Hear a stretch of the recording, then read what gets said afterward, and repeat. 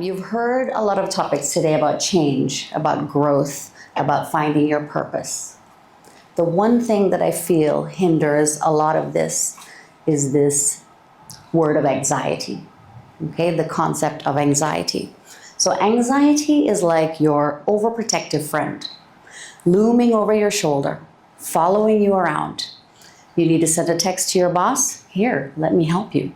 I can help you find your words. No, no, no, don't say that. Change it, update it. And then when you finally send, you didn't get a response back, you must have done something wrong. So anxiety sits in the back of your mind and it waits and it looms and it might stop you from getting to the places you want to go. Now, it's not a new term, but it is an increasingly prevalent term. It's also considered a mental health condition, making it another item on the list of things that is plaguing our society today. It's even a new character in the movie Inside Out called anxiety. Through anxiety, we're learning to name our emotions. We're calling it what it is. It's very helpful, but it is also an overused word because it is absolutely everywhere. Now, if you watched the movie, can we get a show of hands? Anybody watched Anxiety or watched Inside Out? Okay. So you can probably relate to what you've seen. What happened with anxiety is she began to predict everything that happened. At some point, she could not finish that task. She shut down. She stopped. And this is the debilitating nature of anxiety, is how do we learn to move past that for those of us who suffer that? She stopped, she froze, she was afraid. Anxiety for some of us has become a weight, like a really heavy block that pulls you down. It's a certain level of fear that takes over and wrecks the way that you think about things. You see, anxiety is also referred in two ways: a diagnosed illness, or the second, just something we say in our daily language. That could be, I'm feeling anxious about this event that's coming up. I'm feeling anxious about a test that's coming up. And so the feeling and the diagnosed anxiety are two things that our society deals with. The diagnosed portion of that anxiety has increased by 25% according to the WHO since the COVID pandemic. It's characterized commonly both the same way: sweaty palms, hearts racing. You stop thinking about things when they get in your face. It's like a rope that pulls you down. It's like a fixed mindset. So once you're faced with that anxiety, there is something that limits the way you look at everything else. So with that fixed mindset, you might have words like, I can't do more than I'm capable of. I'm not a social person, so I can't go to this party. I can't do this because it's not how I was born. It's not how I was made. And so you limit yourself, you put yourself in the box that you came from. So what if we can flip the negative connotation? Anxiety taking over our brain. We want to turn that. What if anxiety, rather than becoming the fuel and making your mind explode, is then controlled by you? So we turn that upside down. Growth mindset becomes more important than the anxiety, or it takes over that anxiety. But again, this is not easily done. So can anxiety be a good thing and not clinically unhealthy? What do we do then? What if I can take the things that I'm nervous about and embrace it? How can I turn it into something else rather than being stuck with it as something debilitating? So psychologist Carol Dweck has been working on this for the past few decades. And she's focused on something incredible. Rather than working on success, she focuses on failure. How is failure leading our lives? She believes that your abilities are not actually set in stone. You are not the ones who are failing if you learn from that failure. So she's acknowledged complexities in growth mindset and emphasize that promoting a growth mindset requires just more than conquering the things that plague you. It requires also creating an environment that is nurturing, that is positive, and that you receive constructive feedback from. With that growth mindset, we believe that you have the ability then to grow and develop, and you have strategies that you get from that. You see challenges as opportunities for growth and not threats to your intelligence or to your talent. How do we adopt this mindset? It does start with small but powerful steps. Okay? Instead of saying, I can't do this, we have to switch it to a positive. Okay? We switch the negativity to some positivity. The words, I can do this now, or I can't, but I can't do it yet. That word yet is incredibly motivating because it creates the opportunity for you to grow. Strength and weights. So imagine this is your mind. We're not lifting weights, our brains are actually working. So the brain is an incredibly adaptive organ. When we try new things, especially things that challenge us, our brains form new connections.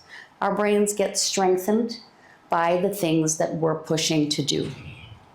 The more effort we put into learning, the more our brains adapt. And we become better at something. Think of it like going to the gym. The same principle applies to our mind. If you're lifting the same set of weights, you may not be growing any muscle. But if you're putting yourself in more complex situations and facing the things that are making you anxious, you might find that that is something that helps you change. But why does it even matter? And this is a question we've been asking all night for everybody who's come up here. We need to understand the link between anxiety and failure. As Carol Dweck said, it's the failure we need to study in order to figure out what direction we're going to take. Failure does confirm the worst fears about yourself, and this is unfortunately the thing that limits us. We stop when we fail at something. Take a social situation of going to a party. We might feel like, I can't go to that party because I'm going to stick my foot in my mouth, I'm going to say something embarrassing, and I really don't want to see all of those people. You make excuses for yourself because you quite possibly have had a bad experience in the past where you did stick your foot in your mouth and you've just learned to not go. And so that's there. I can't deal with this right now. In fact, many of the world's theorists and any popular person you know in the movies or who have even been on stage have had these challenges. They've had to face their fears and get over them in many ways, which you've heard. For example, if you own your own business and you work with others, we need to put some work in to create that environment that is conducive to learning and growth, and give positive feedback as well. So the stronger you get, the stronger your company gets, the stronger you get. A growth mindset is not just about learning, but the way we see ourselves and our potential. It's about understanding that no one is born with a fixed or finite amount of talents. We're able to exceed those by growing and doing things that are different and become better versions of ourselves. Anxiety, while often seen as negative, can be reframed as a tool for growth. And here is how. Okay, recognize anxiety as a signal. Commonly, when we're feeling anxious, it's fight or flight. I'm bailing, I'm getting out of this situation. Anxiety often arises from a challenging situation like our social event at the party. We may not want to go because we have that feeling that is nagging us. But think of it as entering a space of growth. Acknowledge that you are stepping out of your comfort zone. This is something that's going to happen. What do you do with it then?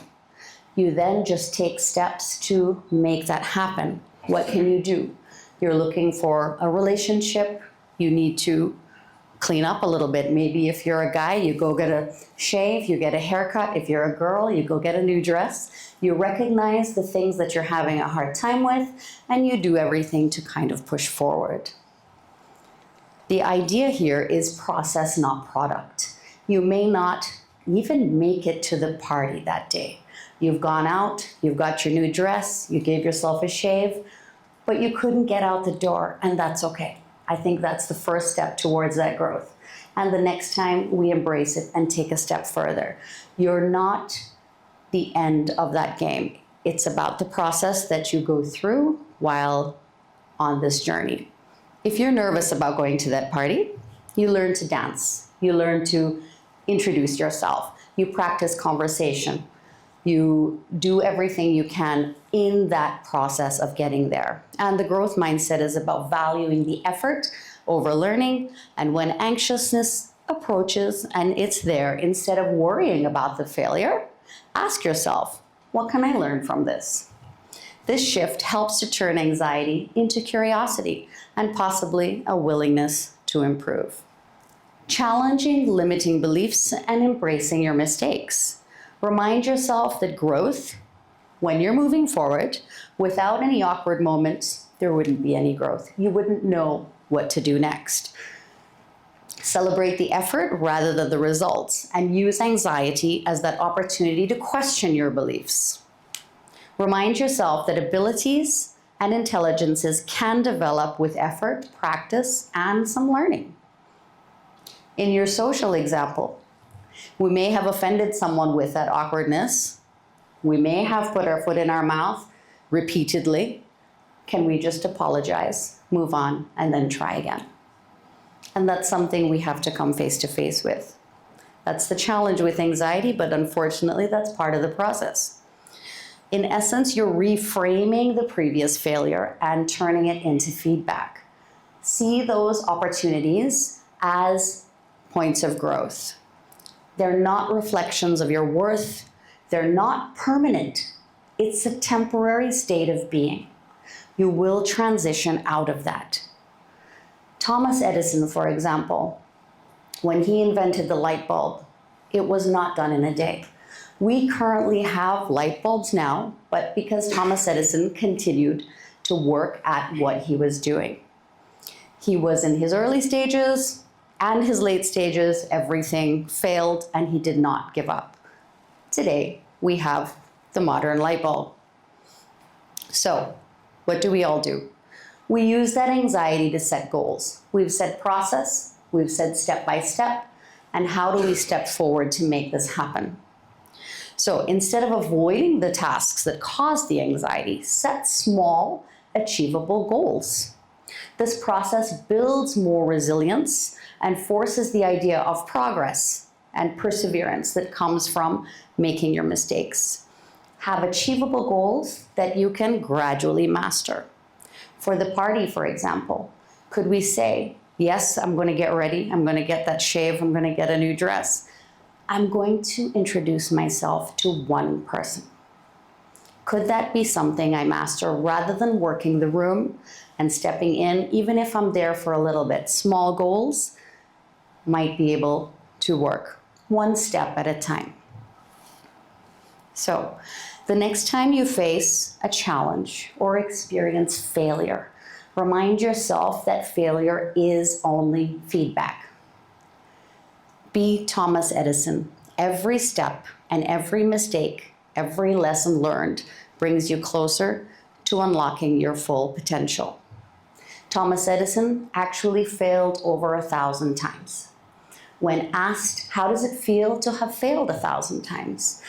He said, I didn't fail 1,000 times. It took me 1,000 steps to reach the goal that I wanted to get to. And that's what we need to do. By recognizing anxiety as part of your process and learning, you build on that growth mindset and pair with strategies to help you focus on improvement. One can channel that anxiety and make that flip, turn it upside down to support a happy and healthy, constructive life. Thank you.